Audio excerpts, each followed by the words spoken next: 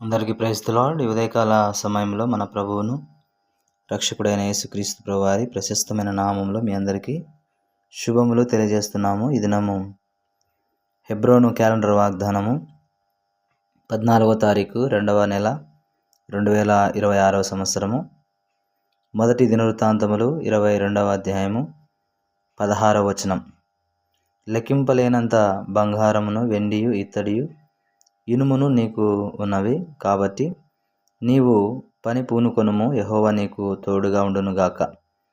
ఈ మాటలు మనం చూస్తే మరి రాజైనటువంటి దావీదు తన కుమారుడైనటువంటి సొలొమోనుతో చెప్తున్నటువంటి మాటలు.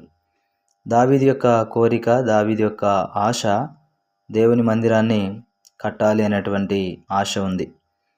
అయితే దేవుడు చెప్పాడు, నీవు దేవుని మందిరాన్ని కట్టడానికి నీకు మరి పర్మిషన్ లేదు, కానీ నీ కుమారుడైనటువంటి సొలొమోను ద్వారా నేను దేవుని మందిరాన్ని నిర్మించుకుంటానని ప్రభువు చెప్తూ వచ్చాడు.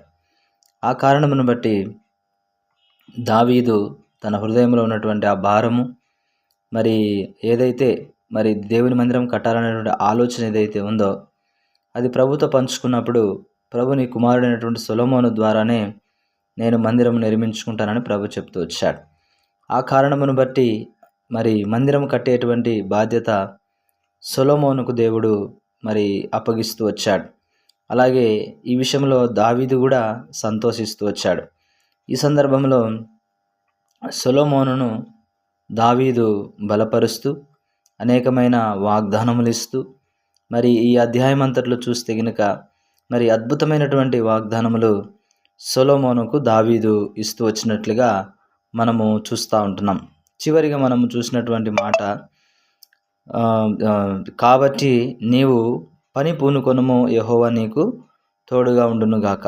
కాబట్టి దేవుని మందిరము కట్టేటువంటి పనిని పూనుకోమని దావీదు తన కుమారునితో చెప్తూ వస్తున్నాడు. కాబట్టి ఈ మందిరము కట్టేటువంటి పని చాలా గొప్ప పని, కాబట్టి ఇది సామాన్యమైనటువంటి పని కాదు. అందుకే యెహోవా నీకు తోడుగా ఉండునుగాక అంటున్నాడు.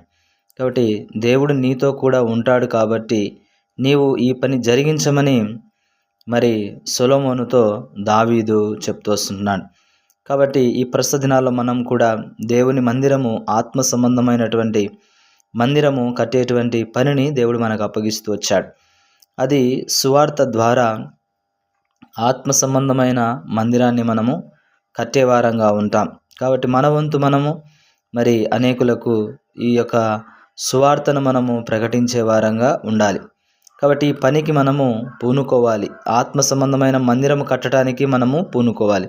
అప్పుడు ప్రభు మనతో ఉంటాడు. కాబట్టి ఉదయకాల సమయంలో నీవు కూడా దేవుని పని, మందిరం, ఆత్మ సంబంధమైన మందిరాన్ని కట్టాలని ఆశ నీకు ఉంటే దేవుడు నీతో కూడా ఉంటాడు. అలాగా దేవుడు మిమ్మల్ని, మీ కుటుంబాలను దీవించి ఆశీర్వదించునుగాక. Praise the lord.